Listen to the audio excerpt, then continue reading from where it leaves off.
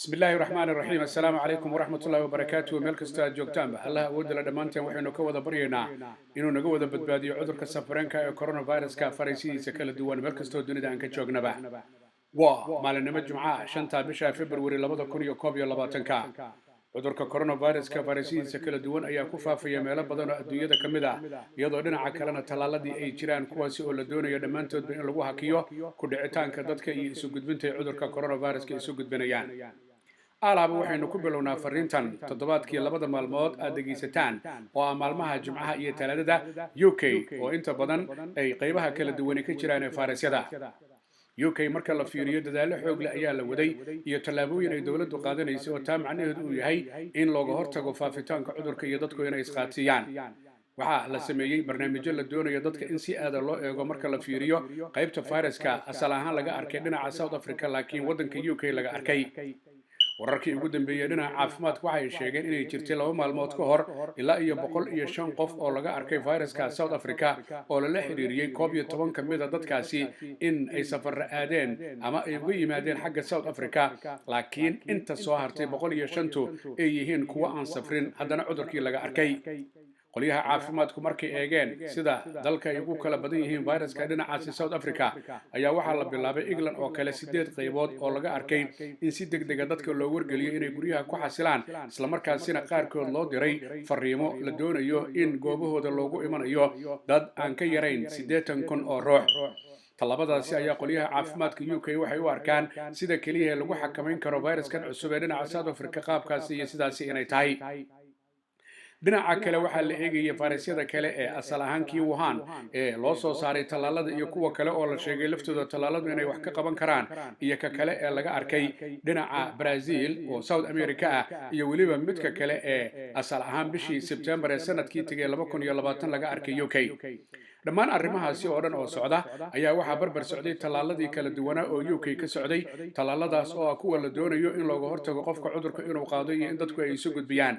meel fiican UK ayay ka maraysaa xagga talaalada iyo waliba tiro 10 milyan ka badan oo ah dadka qaatay dooska koobaad iyadoo dooska labaadna dad badan ay qaateen taa ujeedkooda waxa uu yahay markii talaalku uu bataba in cudurka isqaadsiintiisa iyo gudbintiisa ay markaa yaraanayso arrintaas ay reer UK waxay u arkaan tallaabo aad iyo aad u wanaagsan haddaba daraasad ayaa jirta la sameeyay oo ku saabsan maxaa laga arki karaa oo cilada dadka haddii la talaalo marka daba la fiiriyo dadka talaalka lagu bilaabay waa dadka waayeelka ah 80aadka iyo waliba dadka safka hore ee dhinaca caafimaadka ka shaqeeya haddii ay tahay isbitaalada iyo haddii ay tahay guryaha care home-ka loo yaqaan ee dadka waaweyn lagu hayo arrimaha laga arkay dadka marka la talaalay inta badan waxa ay ka siman yihiin garabka qofka marka laga talaalo talaalka halka uu ku dhaco in qofka ay xanuuni karto ama wax laga arko arrintaas oo ah arrin aan dhibaato badnayn caadiyana ay tahay talaalada dunida marka dadka la talaalayo in waxaasi laga arko laakiin ma jirto bay yiraahdeen qoliyaha caafimaadku arrin kale oo dhib badan oo talaalka laga arkay gaar ahaan dadka iyagu la talaala haday yihiin dadka caadiga iyo qoliyaha caafimaadka ka shaqeeya ee dhaqaatiirta iyo waliba kalkaaliyaasha caafimaad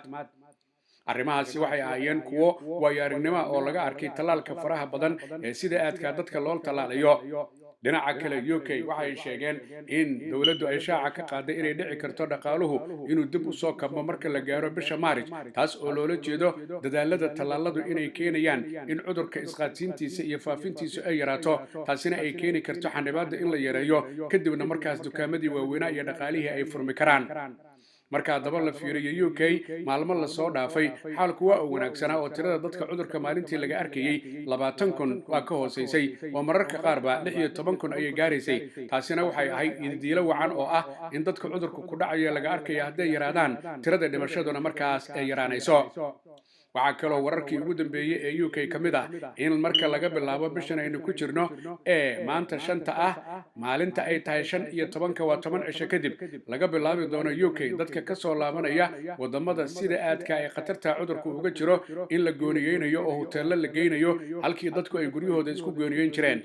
arrintan ayaa waxaa loo arkaa inay tahay tallaabo lagu hubsanayo qof kasta oo soo laabto dhulka aagaas ka yimaada inuu noqonayo mid la gooniyeynayo oo hoteelada la diyaariyay qorshayaal ballaaran iyo faahfaahin ayaa laga sugayaa dowladda UK oo ku saabsan qaabka iyo sida markaas hoteelada loola hadlayo qolyaha iska leh iyo sida dadka ay loola xiriirinayo. laakiin qolyaha hoteeladu waxay sheegeen iyagu diyaar inay u yihiin howl kasta oo looga baahdo iyo soo dhoweynta guud ahaanba iyo weliba jiibsiinta dadka markaas iyagu karantiilka galaya. tallaabadan UK 15 bishan ay qaadanayso ee ah in dadka lagu xareeyo hoteelo markii ay yimaadaan ayaa horay waxa u qaaday oo ku guuleystay oo wanaag ka arkay wadamo ay ka mid yihiin New Zealand iyo weliba Australia.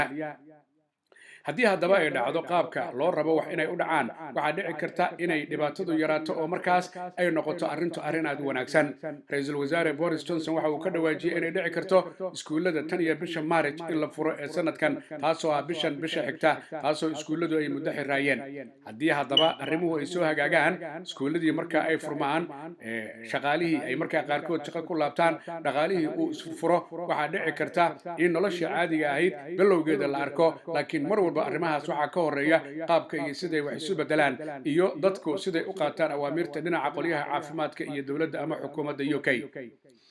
ninka isagoo madaxda ka ah xisbiga mucaaradka ee Labour-ka, Sir Keir Starmer, ayaa waxa uu shaaca ka qaaday in dowladda looga fadhiyo inaanay ku degdegin xanibaadda marka ay qaadayso, laakiin ay ka fiirsato. arrinkaasi oo kale waxaa qaba qolyo caafimaad oo ay ka mid tahay haweeneyda iyadoo dhinaca caafimaadka England ka mid ah Dr. Susan Hopkins, oo sheegtay in mar walba feejignaan la muujiyo marka la doonayo xilligan lagu jiro iyo lockdown waxa loo yaqaano ama xanibaadda marka la qaadayo inaan lagu degdegin ee arrimo badan markaasi la xeeriyo. marka haddaba la fiiriyo maalmihii ugu dambeeyey tirada dhimashada ee UK marka laga soo bilaabo salaasadii amaba talaadadii waxaa dhintay guud ahaanba 1449 oo isugu jira dad maalintaas iyo dad tiro kale oo ka horreysa oo lagu daray. maalintii arbacadii ee xigtay 1322 UK tirada dhimashada. maalintii shalayna oo khamiisa 915 ruux, taasoo tirada guud ee UK cudurka coronavirus-ka uga dhimatay maalinku bilowday ilaa maalinka maanta ka dhigaysa waa tirada guud ee 110,250.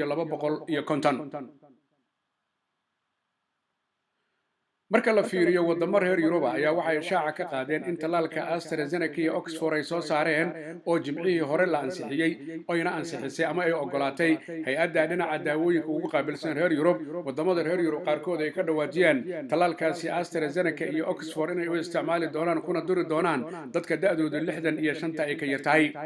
arrintaas ayaa waxa markii ugu horreysay ka dhawaajiyay dalka Jarmalka, kadibna wadamo badan ayaa ku raacay sida wadanka Sweden oo kale, wadanka Austria, wadanka Talyaaniga iyo weliba dalka Faransiiska. qolyahaasi oo guud ahaanba reer Yurub sababtaas waxay qiil uga dhigeen inay u arkaan marka la fiiriyo caafimaad ahaan iyo qaabka ee la soo marsiiyay tijaabooyinka talaalka, inay u arkaan dadka AstraZeneca iyo Oxford ay ku eegeen talaalkan inay ahaayeen dad da'doodu ay ka yartahay 65 oo markaas taas ay ogol yihiin, laakiin ay sugayaan midda kale caddaynta ah ee 65 dadka ka weyn ee lagu eegay iyo weliba natiijada ka iman karta talaalkaas dadka noocaasi haddii lagu talaalo. Faransiisku waxa uu qabaa weliba dadka 55 sano ka yar AstraZeneca iyo Oxford talaalkooda in lagu talaali doono. marka haddaba la fiiriyo qolyaha iyagu ka tirsan dhinaca Oxford oo ah jaamacadda talaalka laga soo saaray iyo weliba AstraZeneca sharikadda lagu magacaabo oo ay iska leeyihiin UK iyo Sweden ayaa waxay shaaca ka qaadeen in iyagu talaalada ay eegeen oo ay fiiriyeen oo guud ahaanba lagu talaali karayo da' kasta oo ay dadku yihiin marka la fiiriyo da'da 60aadka, 70aadka iyo 80aadka.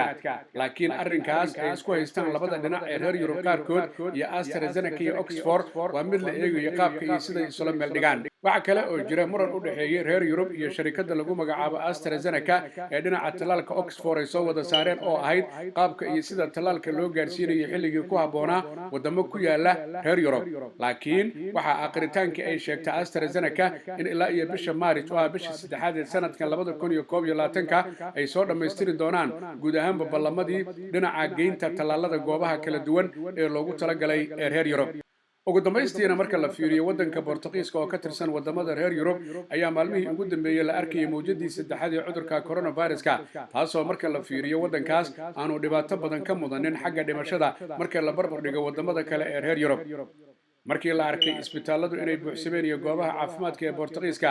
ayaa sidii la arki jiray gurmad waxa uu ka yimid meelo ka mid ah qaaradda Yurub oo Jarmalku uu ka mid yahay oo la arkay Arbacadii dayuuradaha militariga oo iyagu sida qalabka oxygen-ka iyo ventilatorska markaasi dhinaca neefsashada dadka ka saacida xaaladooda aanay qumaneen ama aanay wanaagsanayn